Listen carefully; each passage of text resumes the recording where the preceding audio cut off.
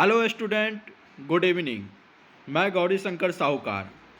मैं सीटेट जुलाई 2025 का अभी से प्रिपरेशन करने वाले हैं, जिसमें वेरी इंपॉर्टेंट क्वेश्चन लेके आया हूं, जिसमें 30 क्वेश्चन सीरीज प्रत्येक दिन मैं लाऊंगा। आप हमारी चैनल को सब्सक्राइब कर लीजिएगा। तो जैसे कि शिक्षा का अधिकार अधिनियम 2009 में एक अध्यापक के लिए न्यूनतम कार्य घंटे प्रति सप्ताह निर्धारित किए गए थे। तो ये तो आप सभी को मालूम होना चाहिए। 50 घंटे निर्धारित किया गया था 2009 के राइट टू एजुकेशन में, आरटीई में। ऐसा ही क्वेश्चन पहले नंबर से स्टार्ट हो गया है। पहला नंबर क्वेश्चन है, निम्नलिखित में से कौन सा कथन विकास के बारे में सत्य नहीं है? तो इसका आंसर होगा डी, विकास विशिष्ट से सामान्य की ओर होता है। दूसरा क्वेश्चन है, बालकों की सोच अमूर्तता की अपेक्षा मूर्त अनुभवों एवं प्रतियों से होती है, यह अवस्था है। इसका आंसर होगा ए। तो 7 से 12 वर्ष तक की अवस्था में बच्चे अमूर्तता से मूर्तता के अनुभव में संलग्न हो जाते हैं। मानव विकास किन दोनों के योगदान का परिणाम है? तो इसका आंसर होगा सी, वंशानुक्रम एवं वातावरण। इसमें वंशानुक्रम होगा, जो कि टाइपिंग एरर है। सी नंबर आंसर होगा वंशानुक्रम एवं वातावरण का। चौथा क्वेश्चन, निम्नलिखित में से कौन पियाजे के अनुसार बौद्धिक विकास का निर्धारक तत्व नहीं है? तो इसका आंसर ए होगा, सामाजिक संचरण होगा। पांचवा नंबर क्वेश्चन, विशेष आवश्यकता वाले बच्चों को पढ़ाने के लिए निम्नलिखित में से कौन सी व्यूह रचना अधिक उपयुक्त है? तो इसका आंसर होगा सी। इसका आंसर होगा सी, सहकारी अधिगम और पीयर ट्यूरिंग, सहपाठियों द्वारा अनुशिक्षण। छठा नंबर क्वेश्चन है, समस्या के अर्थ को जानने के लिए योग्यता वातावरण के दोषों, कमियों एवं रिक्तियों के प्रति सजगता विशेषता है। इसका आंसर होगा सी, सृजनशील बालकों के लिए। सातवां नंबर क्वेश्चन है, एक कॉलेज जाने वाली लड़की ने फर्श पर कोट फेंकने की आदत डाल ली है। लड़की की मां ने उसे कहा है कि कमरे से बाहर जाओ और कोट को खूंटी पर टांगो। लड़की अगली बार घर में प्रवेश करती है, कोट को हाथ पर रखकर अलमारी की तरफ जाकर कोट को खूंटी पर टांग देती है। यह उदाहरण है बी का, उद्दीपन एवं अनुक्रिया का सिद्धांत। उद्दीपन अनुक्रिया का सिद्धांत।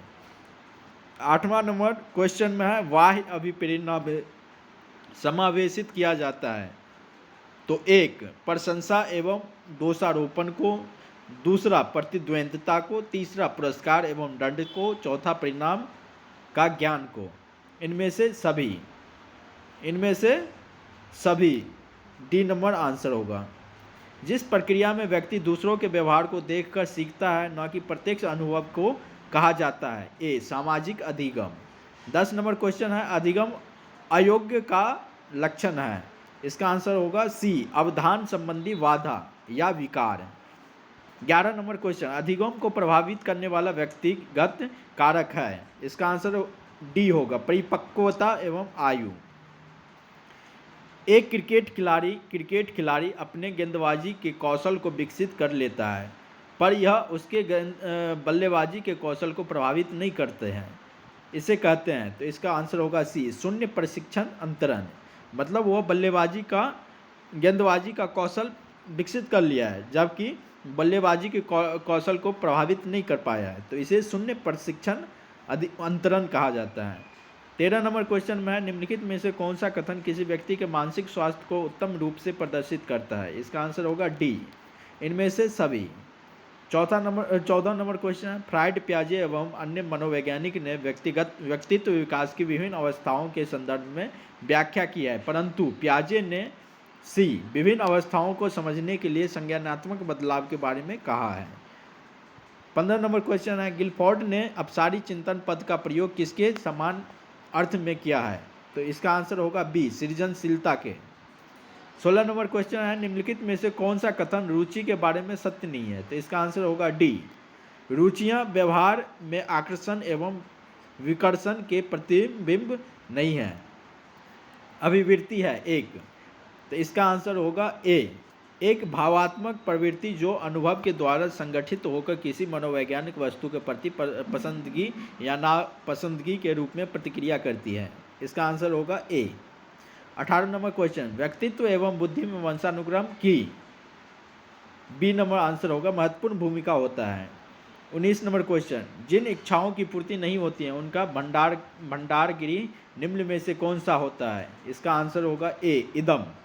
20 नंबर क्वेश्चन है, रक्षा तंत्र बहुत सहायता करता है किसमें? तो बी नंबर आंसर होगा दबाव से निपटने में। 21 नंबर क्वेश्चन, शारीरिक निर्योग्यता वाले व्यक्तियों के लिए निम्नलिखित में से कौन सी युक्ति रक्षा तंत्र में सबसे संतोषजनक होगी? इसका आंसर होगा सी अतिकल्पना। 22 नंबर क्वेश्चन, बालक प्रसंगबोध परीक्षण 3 वर्ष से 10 वर्ष की आयु के बालकों के लिए बनाया जाता है। इस परीक्षण में कार्ड में प्रतिस्थापित किए गए हैं। तो इसका आंसर होगा बी लोगों के स्थान पर जानवरों को। 23 नंबर क्वेश्चन, सृजनशीलता के पोषण के लिए एक अध्यापक को निम्नलिखित में से किस विधि की सहायता लेनी चाहिए? इसका आंसर होगा ए ब्रेन स्टॉर्मिंग विचार वेश। 24 नंबर क्वेश्चन, निम्नलिखित में से कौन सा कथन सही नहीं है?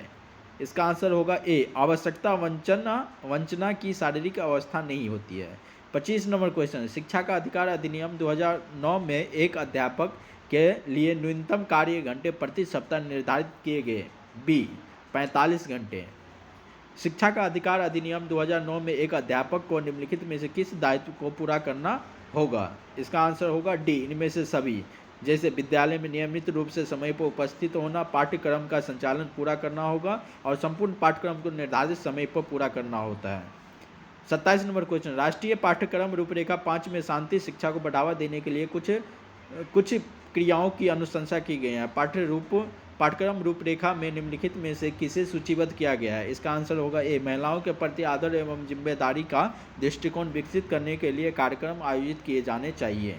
28 नंबर क्वेश्चन, राष्ट्रीय पाठचर्या की रूपरेखा 2005 में बातचीत की गई है।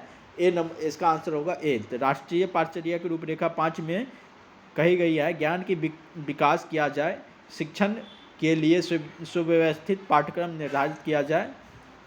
29 नंबर क्वेश्चन, क्रियात्मक अनुसंधान का उद्देश्य है सी विद्यालय तथा कक्षा की शैक्षणिक कार्य प्रणाली में सुधार लाना चाहिए। 30 नंबर क्वेश्चन, राष्ट्रीय पाठचर्या रूपरेखा 5 के अंतर्गत परीक्षा सुधारों में निम्नलिखित में से किस सुधार को सुझाया गया है? तो इसका आंसर होगा बी सतत निरंतर एवं व्यापक मूल्यांकन।